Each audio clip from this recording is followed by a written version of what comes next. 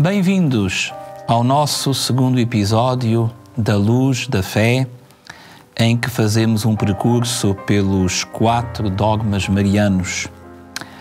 Hoje vamos referir-nos à virgindade perpétua da Virgem Mãe de Deus e o que significa quando dizemos que Maria é virgem antes do parto, durante o parto e depois do parto.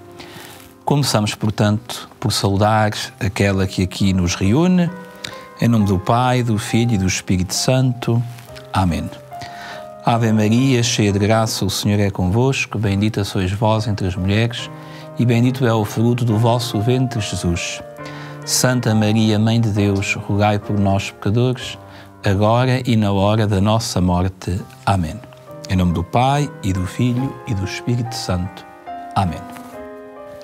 Como disse, vamos refletir sobre a virgindade perpétua de Maria. Começamos por responder a uma questão importante. A Igreja manifestou-se solenemente sobre esta verdade de fé? Podemos começar a história deste dogma com o Concílio de Calcedónia, em 451, que na sua profissão de fé dizia que Cristo foi gerado segundo a humanidade por nós e para a nossa salvação da Virgem Maria, Mãe de Deus.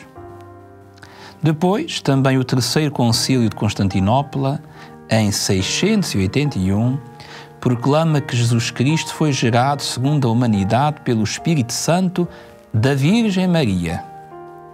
Depois, outros concílios ecuménicos declararam que Maria é sempre virgem, sublinhando a sua virgindade perpétua.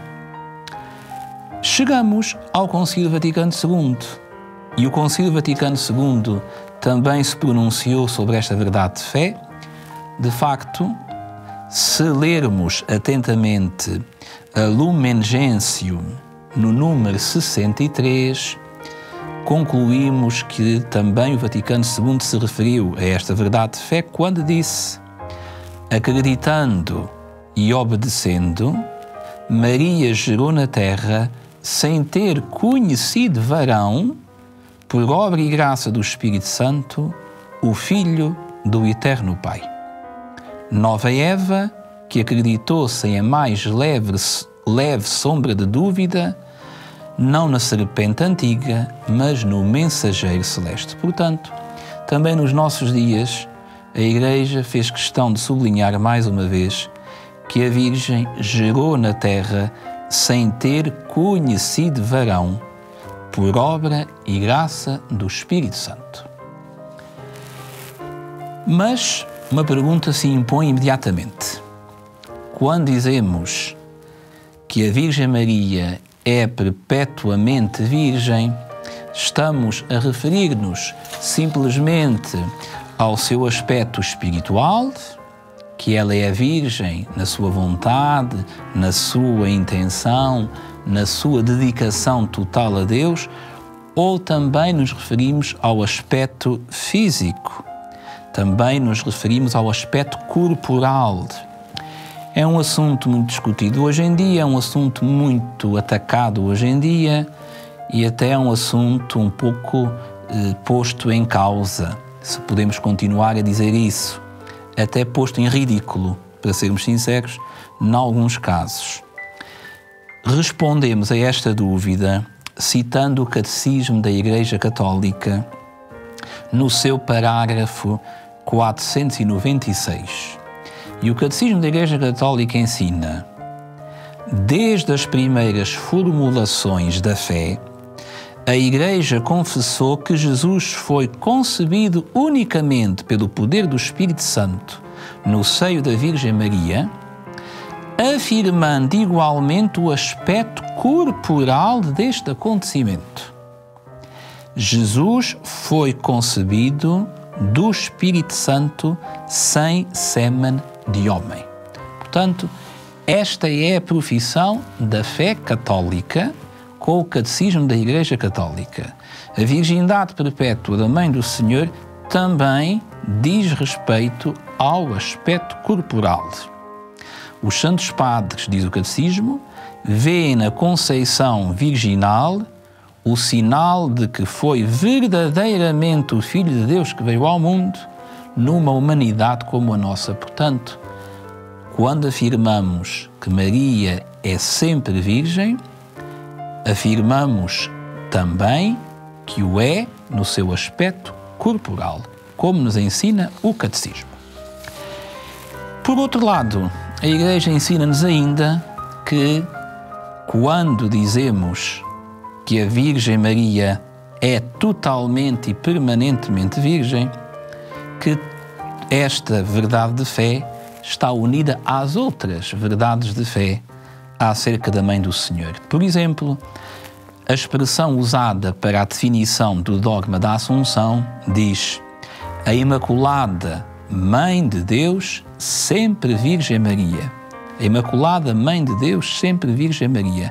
O que nos ensina que há uma conexão, uma ligação íntima entre a virgindade e a maternidade.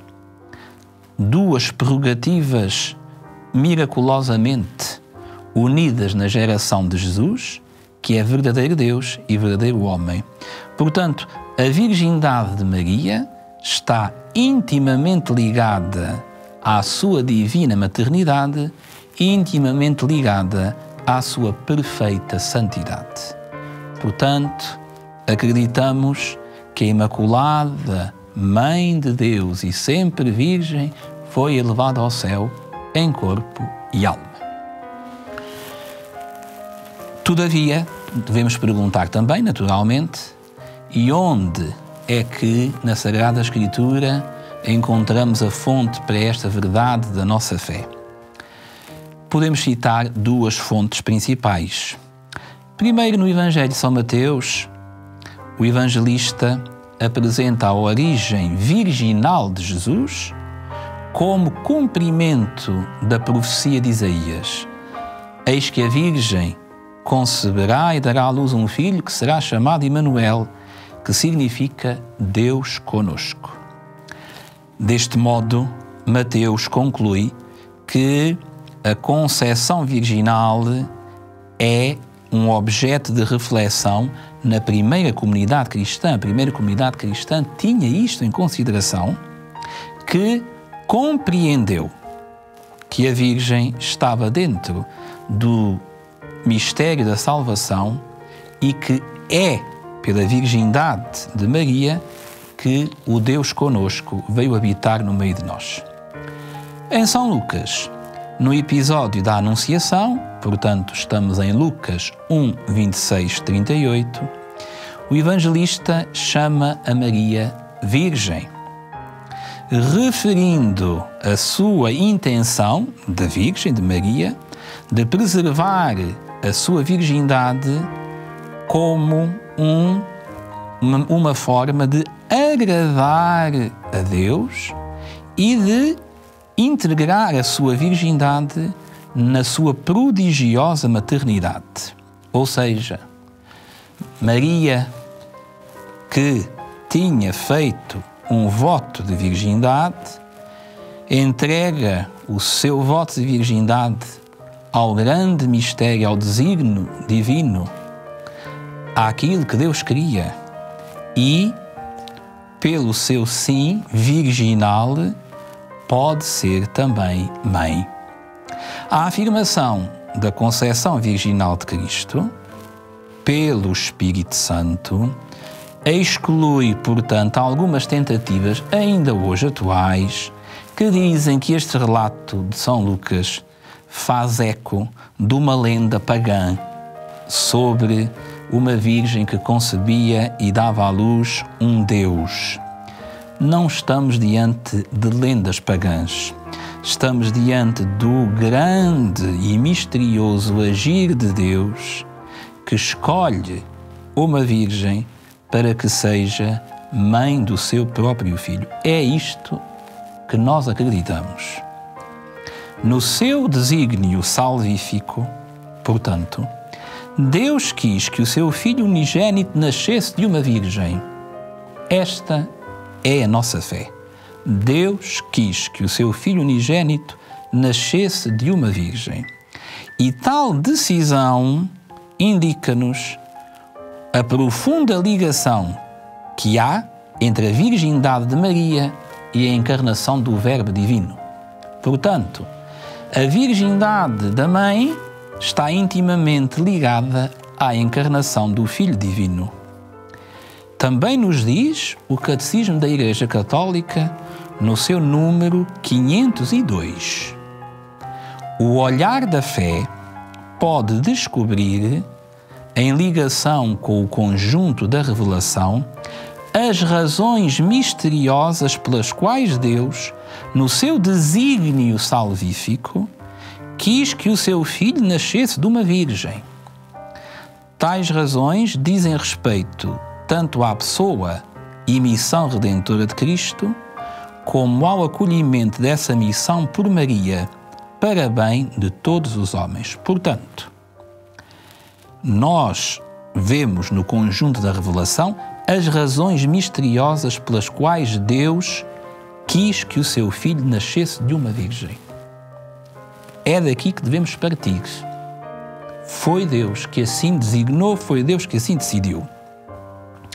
Portanto, a concepção virginal de Cristo, excluindo uma paternidade humana, afirma que o Pai de Jesus é o Pai Celeste e que na geração temporal do Filho se reflete a geração eterna. O Pai que gerou o Filho na eternidade também o gera no tempo. A virgindade da Mãe diz, portanto, que um só é o Pai de Jesus, o Pai Celeste. É por obra do Espírito Santo que Jesus nasce. Aquele que nasce de Maria, em virtude da geração eterna, é Filho de Deus. A sua geração virginal, operada por intervenção do Altíssimo, manifesta que também na sua humanidade Jesus é Filho de Deus. E como nos diz São João, como diz o Evangelho de São João, no capítulo 1, versículo 14, o Verbo fez-se carne e habitou no meio de nós. Nós vimos a sua glória como o Filho unigênito do Pai, cheio de graça e de verdade. Portanto, aquele que nasce virginalmente é o Verbo, é o Filho unigênito do Pai, é Deus verdadeiro. E a virgindade da Mãe é testemunha e prova de que Ele é o Verbo eterno que se fez homem. Ora, voltando às narrações bíblicas, portanto, a narração da geração de Jesus, tanto em Lucas como em Mateus, nós concluímos que o Espírito Santo tem um papel importantíssimo na geração de Jesus. Mas temos que ser claros, naturalmente, Jesus é filho unicamente do Eterno Pai. Jesus não é filho do Espírito Santo. Jesus é filho do Eterno Pai, que por meio do Espírito Santo opera no mundo e gera o Verbo na natureza humana. Ao contemplarmos o mistério da geração virginal, nós, portanto, intuímos e concluímos que Deus escolheu para o seu Filho uma mãe virgem. E escolheu uma mãe virgem não só para nos dar o seu Filho, mas também para oferecer à humanidade o seu amor de Pai. Explico melhor, não só pela virgindade de Maria, Deus nos deu o seu Filho, como também pela virgindade de Maria, Deus oferece à humanidade o seu amor de Pai. Portanto, as narrativas evangélicas que a Igreja nos continua a propor entendem a conceição virginal como obra divina que ultrapassa toda a compreensão e possibilidade humanas. Não nos esqueçamos aquilo que foi dito a José. O que foi gerado nela vem do Espírito Santo. É assim que o anjo diz a José, a respeito de Maria, sua esposa. O que foi gerado nela vem do Espírito Santo, portanto, ultrapassa a compreensão e a possibilidade humanas. E a Igreja vê nisto o cumprimento da promessa divina feita através do profeta Isaías. A Virgem conceberá e dará à luz um filho. Embora ultrapasse a compreensão humana, nós vemos que na conceição virginal, portanto, Jesus, que nasce de uma mãe virgem, que é concebido numa mãe virgem, se cumpre aquilo que o Antigo Testamento já tinha anunciado. Para além do mais, vemos que na nossa oração atual nós sublinhamos continuamente a virgindade da Mãe do Senhor. Pelo menos em 2 momentos especiais. Primeiro, sempre que rezamos o credo, dizemos: e encarnou pelo Espírito Santo no seio da Virgem Maria. Na altura do Natal e também no dia 25 de março, quando celebramos a Anunciação e a encarnação do Verbo, até somos convidados a fazê-lo de joelhos. Encarnou pelo Espírito Santo no seio da Virgem Maria. E também sempre que celebramos a Santa Missa, nós fazemos memória da gloriosa Mãe de Deus, sempre Virgem Maria. É assim que dizemos. Lembramos na memória celebrativa a virgindade desta Mãe. Lembramos como ela continua conosco e continua conosco na sua total e permanente virgindade. Por isso também a nossa oração nos ajuda a entrar neste grande mistério que ultrapassa a nossa compreensão, mas que é essencial para compreendermos aquele que nasceu de Maria e respondermos à questão: quem é o Filho da Virgem? O Filho da Virgem é o Filho do Eterno Pai, que nasceu por obra do Espírito Santo na Virgem Mãe que o Pai Eterno escolheu. Permanecendo virgem, ou quando nós afirmamos que Maria permaneceu virgem, dizemos, portanto, que a virgindade é essencial para o conhecimento de Jesus e para a nossa fé, porque testemunha que a iniciativa foi de Deus e, sobretudo, como digo, revela quem é aquele que foi concebido. Como diz o Evangelho, por isso mesmo é que o santo que vai nascer há de chamar-se Filho de Deus. Neste sentido, a virgindade de Maria e a divindade de Jesus garantem-se reciprocamente, ou seja, a virgindade de Maria dá testemunho da divindade de Jesus e a divindade de Jesus é, para nós, a certeza de que Ele escolheu uma mãe virgem para poder nascer no mundo. Concluímos este nosso percurso ainda com uma pergunta necessária. E então, esta verdade de fé tão extraordinária, tão complexa, mas tão necessária, e, como disse no início, tantas vezes incompreendida e até rejeitada, o que é que nos diz? O que é que nos ensina? Como é que ela nos toca? Então nós podemos concluir: o sim de Maria, o sim que ela deu, livre e totalmente ao anjo, implica o conjunto da maternidade e da virgindade, porque deseja que tudo nela seja para a glória de Deus. E o filho que vai nascer dela possa ser todo dom da graça. O filho que vai nascer dela é todo dom da graça. A virgindade de Maria é única e irrepetível, naturalmente. Mas o seu significado espiritual diz respeito a cada cristão.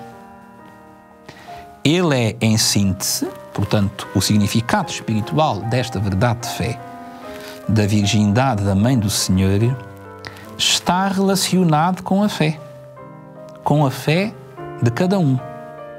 De facto, quem confia profundamente no amor de Deus, acolhe em si Jesus, acolhe em si a sua vida divina pela ação do Espírito Santo.